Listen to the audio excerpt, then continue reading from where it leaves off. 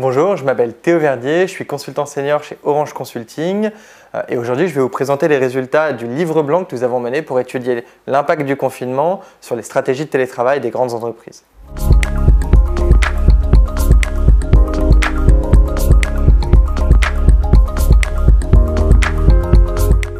Nous avons conduit une étude sous la forme d'un livre blanc auprès de 18 grandes organisations françaises avec pour objectif de comprendre comment le confinement avait impacté leur stratégie de télétravail et comment elle la faisait évoluer avant, pendant et après la crise de 2020.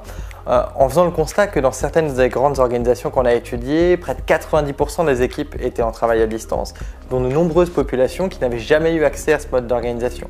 Donc la question c'est à la fois comment on a géré l'urgence, comment on est resté résilient, et en même temps comment, une fois la contrainte sanitaire passée, on gère de manière pérenne ce nouveau mode d'organisation. Certaines des organisations que nous avons interrogées prévoient d'ici 1 ou 2 ans d'avoir toujours 90% de leurs effectifs en travail à distance. Alors pas de manière permanente comme aujourd'hui, mais 1-2 jours par semaine.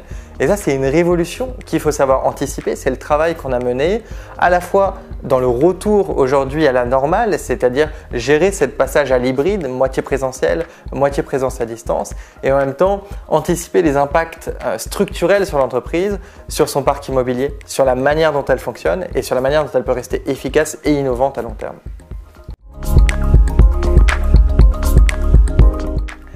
Alors, dans les impacts qu'on peut prévoir, il y en a à très court terme, c'est que les organisations doivent faire évoluer les règles qui sont héritées d'avant la crise sur le nombre de jours maximum à télétravail, le type de population qui peut y avoir accès.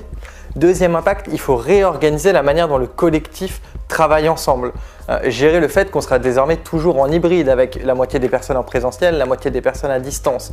Et donc tout ce que ça implique en termes de collaboration, de management, de production dans les différents métiers. Et enfin, il va falloir réorganiser le maillage territorial. On ne peut plus se permettre d'avoir autant d'espace si la moitié des équipes travaillent à distance.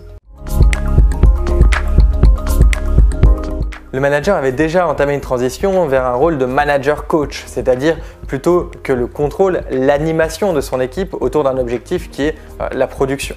Désormais, on voit ce rôle encore plus renforcé parce que n'ayant pas ses équipes sous la main, il doit animer un collectif à distance et donc trouver des modes de fonctionnement à la fois pour gérer la présence, pour gérer la manière dont on communique, comment est-ce qu'on communique de manière informelle, formelle, comment est-ce qu'on garde le lien avec chacun des membres de l'équipe et comment est-ce que si on prévient les risques psychosociaux.